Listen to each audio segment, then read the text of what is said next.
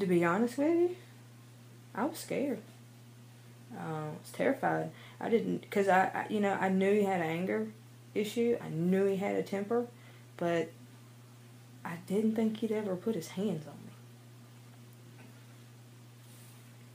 But he did. I was embarrassed. I didn't talk about it. I didn't let none of my family know. I didn't put it out there like that. And to be honest with you, until everything happened and actually took place, I didn't even know I was being abused. Now going back and actually working with Lori in the center with the program, I've uncovered a lot of things that have happened that all led up to the physical altercation. And then after that, led up to the final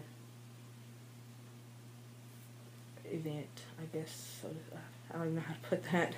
I heard CJ say, put Jesse on the phone. Jesse got on the phone. He said, "Mom, I'm going to die tonight." CJ made him say that. And he took the phone away. He heard this loud pop. And that was it. I mean, CJ got on the phone, said, "I just killed Jesse, and it's your fault."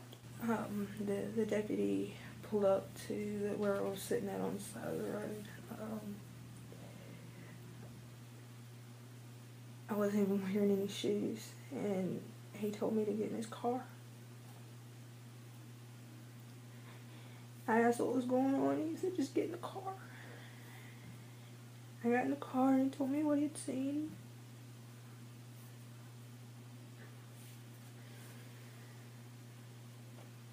And he told me he was trying to get me to the hospital to say goodbye to my son. I know at some point I got in the hospital in this little waiting room. And all I remember at that point is just begging to see Jesse.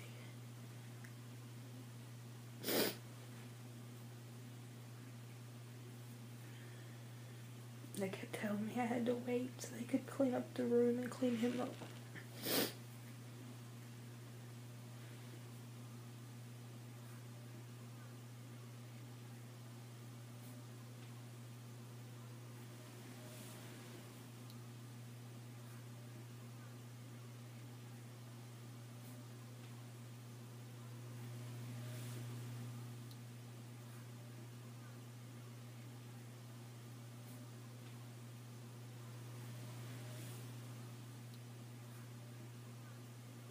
Well, what we do mainly is our client services, like our victim advocates and our counselors, are the ones that work directly with them. And when we get closer to Christmas time, they ask if there's anything that we can do for the families. This is probably the largest amount of families.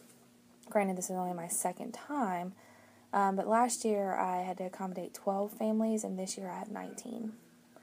And a lot of it has to do with the fact that I've also had to address families from our outer counties, because we have our offices in Martin and Washington County as well. And their support system has kind of declined just a little bit, so they've pulled it from me to assist. So this year we have 19 and about 63 kids total. We decided to try to adopt a family, and I sent her a email letting her know that, hey, we want to adopt a family. I gave her our budget, and she sent me 3 families. We couldn't afford all 3 families because there was a lot of children, and we had a small budget compared to all the children that need help. Mm-hmm. So we picked one family, and we just took one day. Me, my mom, my mom's fiance, and my 2 kids went out and shopped all day long to make sure we could get everything the kids needed and some of what they wanted. I hate to shop, but that actually felt good. I enjoyed shopping for other families. I mean, it was well worth the whole day. A lot of times these kids don't expect anything for Christmas, like, at all. A lot of the mothers have actually, like, cried when they've come in to pick up, because if it wasn't for the community doing this with us, like, they would have had nothing to open. Nothing at all. I find myself wondering, what more can I do? I want the world to know. I want people to know what the possibilities are, what can happen. I want people to know the warning signs, the be aware of their surroundings. I mean, it's not just the high schools. Yes, that's the start, because that's our next generation. So I'm in hopes that if we get in there and we talk to them and teach them about all this, it won't completely stop it, but it might prevent some of it. And, another reason I actually do all this is because I told my little boy that night that I wasn't going to let his name die in vain, and I won't.